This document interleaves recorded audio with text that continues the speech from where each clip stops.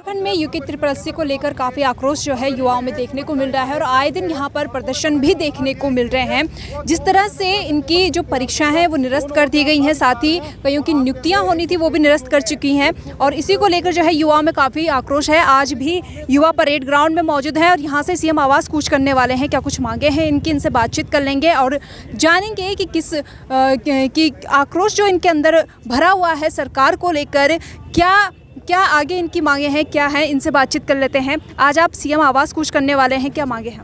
Ma'am, मैं उधम सिंह नगर से belong करता हूँ और मैम हमारी सीएम साहब से यही मांग है कि हम जो मेहनती छात्र हैं उनको ज्वाइनिंग दी जाए। और हम मैम 1 साल से लगातार अपने हक के लिए लड़ाई लड़ रहे हैं, जिसमें हमसे आश्वासन दिया जा रहा था कि आप निश्चिंत रहिए कि मेहनती छात्रों के साथ अन्याय नहीं होगा। लेकिन 31 दिसंबर को मर्तुलिया साहब कहते हैं कि हम इस भर्ती को रद्द कर रहे हैं। लेकिन उनसे हम ये पूछना चाहते हैं, एक बयान में उन्होंने ये कहा कि हम इसमें जो एग्ज़ाम कराएंगे, री एग्ज़ाम कराएंगे। उस आपके कौन से एग्ज़ाम है, कौन से वीडियो का जी। अच्छा। तो मैम वो ये कह रहे हैं कि जब हम एग्ज़ाम कराएंगे उसमें हम जो गलत माध्यम से इसमें एंट्री किए हैं बच्चे, हम उनको एंट्री इशू नहीं कराएंगे। तो मैम जब वो पेपर कराने के समय सेग्रीगेशन कर सकते हैं तो क्या मैं उनको अलग करके ज्वाइनिंग नहीं दे सकते हैं? तो यहाँ पे इन बच्चों का कहना है कि जिन बच्चों ने धांधली की है उनका ही नाम सामने आए और उन पे ही कार्रवाई की जाए। बाकी जो एक कहावत है कि गेहूं के साथ घुन भी पिस जाता है, उससे ये बच्चे जो है काफ़ी आक्रोश में है। इनका कहना है कि जिन्होंने नकल की है उन पर कार्रवाई की जाए, ना कि उन पर जो कि मेहनत से यहाँ तक पहुँचे हैं। आज आप सीएम आवास कूच करने वाली है, वीडियो भर्ती जो है वो निरस्त कर दी गई है और दोबारा भी इसमें एग्ज़ाम हो रहे हैं। अब 8 तारीख को पटवारी के एग्ज़ाम भी है, तो आपका ये धरना प्रदर्शन फिर भी जारी है? मैडम, ये तो गवर्नमेंट ने बहुत अच्छा खेला है कि 8 तारीख को परीक्षा है ताकि बच्चे वहाँ एंगेज रहेंगे। हमारा भी पेपर है मैडम, लेकिन हम अपने अधिकार, अपने हक के लिए क्यों ना लड़ें? एक झटके में आकर के ये कहेंगे परीक्षा रद्द, तो क्या हम मान लेंगे? इनके कहने से क्या होता है? 6, 8, 9 महीने से ये हमें आश्वासन दे रहे थे, उसका कुछ नहीं है। इतने महीने से हम सड़कों पर थे, किस के दरवाजे पे नहीं गए मैडम? हर विधायक, हर क्षेत्र पंचायत, हर जिला पंचायत, हर विधायक, हर कैबिनेट मंत्री के पास हम गए, सभी ने हमें आश्वासन दिया और लास्ट में आकर ये कहते हैं कि हाँ परीक्षाएं रद्द कर दो। तो ये कहाँ का न्याय है मैडम? तो जो उसमें जो धांधली हुई है उसकी वजह से ये सब चीज़ें हो रही हैं और अब जो है दोबारा परीक्षाएं भी हो रही है। पटवारी के एग्ज़ाम इसमें जल्दी से सरकार ने अब एग्ज़ाम करवाने वाली है। 8 तारीख को फिर से एग्ज़ाम है, तो सरकार का साफ तौर पर कहना है कि इसमें अगर धांधली पाई गई है तो इस एग्ज़ाम को दोबारा कराएंगे ताकि जो है आगे इस तरह की धांधली सामने ना आए। अब मैडम धांधली वो कहते हैं, मार्तुलिया जी कहते हैं कि हम सेग्रीगेट नहीं कर पा रहे हैं। उसी दिन वो एक उनका बयान आता है कि हमने 138 के करीब चयनित कर लिए हैं जिन बच्चे जो इसमें गलत गतिविधियों के जिन्होंने प्रयोग किया है, वो हमने 138 के करीब चयनित कर लिए हैं। तो उनको जिन्हें इन्होंने चयनित किया है उन्हें साइड करके हमें नियुक्ति दें, शपथ पत्र के साथ नियुक्ति दें कि कल को कोई हम में से भी अगर कोई पकड़ा जाता है तो उसे भी बाहर किया जाए। कुछ इस तरीके की व्यवस्था बनाए मैडम, लेकिन परीक्षा को रद्द करना कोई सोल्यूशन नहीं है। इतने सारे 1250 बच्चों का भविष्य अंधकार में कर दिया इन्होंने और ये कहते हैं कि हम न्याय करेंगे। कौन सा न्याय कर रहे हैं मैडम? ये 99% फेयर सिलेक्टेड कैंडिडेट्स के साथ अन्याय हो रहा है। 1% जो अनफेयर बच्चे हैं उनके लिए इन्होंने इतना बड़ा डिसीजन लिया है। क्या ये भारत की न्याय व्यवस्था को नहीं जानते हैं? क्या ये इनका न्याय यही है? तो यहाँ पे आप देख सकते हैं युवाओं में काफ़ी आक्रोश है और काफ़ी सवाल जो है उनके सरकार से हैं कि किसी परीक्षा को निरस्त करना किसी चीज़ का सॉल्यूशन नहीं है। सीएम आवास आप कूच करने वाले हैं? जी मैम, देखिए ये लगातार 2015 से आयोग ने कर क्या रहा है ये, जब ये आज तक नहीं कर पाया कुछ, अब क्या कौन गारंटी लेगा हमारी? इन्होंने हमारे 4-5 साल खराब कर दिए और 4-5 साल कैसे बोल रहे? अब भी अगर 1% धांधली हुई आगे तो वो रद्द कर देंगे। क्या मजाक बना रखा है इन्होंने? ये तैयारी कर रहे हैं या हम तैयारी कर रहे हैं?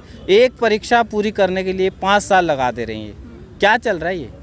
1 साल में प्रोसेस कंप्लीट होना चाहिए विद ज्वाइनिंग, लेकिन इन्होंने तो मजाक बना रखा है। माफिया बिठा रखा है वहाँ पे आयोग में, चोरी करवा रहे हैं खुलेआम पैसे लिए जा रहे हैं। बोली लगाओ ना आप, ठेलियाँ, रेडी पटरी लगाओ आप, खुली बोली बोलो। अब जिसकी औकात होगी वो दे देगा, जिसकी नहीं होगी उसको नौकरी नहीं मिलेगी। तो इसी को रोकने के लिए दोबारा जो है जो सरकार है वो एग्जाम करा रही है, क्योंकि धांधली सामने आई है और इसी तरह से जो है कि पैसे देके नौकरी मिल रही थी। जब ये बात सामने आई तो इसी को लेकर तो सरकार दोबारा एग्जाम करवा रही है। देखिए मैडम, ये हमें पता है इसको लेके आज तक क्या कर रही थी, आज तक नहीं रोक पाए आप। जब आज तक आप रोक ही नहीं पाए तो कर क्या रहे हो आप? किस चीज़ का पैसा ले रहे हो आप? तो पब्लिक का बेवकूफ़ बना रहे हो, पब्लिक का पैसा आप बर्बाद कर रहे हो। बेकार में आयोग बनाया, किसने बोला आयोग बनाने के लिए? जब चोरी करवानी थी आपने तो बैंक बना दिया, उसको रिजर्व बैंक बना रखा है सरकार के लिए। पैसा इकट्ठा करो, रद्द करते रहो, हर 5 साल में यही काम करते रहो। पैसा इकट्ठा करो, अब बच्चों का भविष्य बर्बाद करो। इन्होंने तो मजाक बना के रख दिया यहाँ पे। अब आप क्या चाहते हैं? परीक्षाएं रद्द कर दी गई हैं, अब आप क्या चाहते हैं, क्या मांगे? मैम देखिए, हम तो पिछले 9 महीने से प्रयास में इसलिए लगे हुए हैं कि हम बार बार बता रहे हैं कि हम अपनी मेहनत से, अपनी ईमानदारी से हमने इस पेपर को निकाला है, लेकिन सरकार ने हमारी बात को नहीं सुना। सेग्रीगेशन कर सकती थी सरकार, लेकिन सरकार ने सेग्रीगेशन नहीं किया। और अगर एसटीएफ से सेग्रीगेशन नहीं हो रहा था तो आप सीबीआई बुलाओ।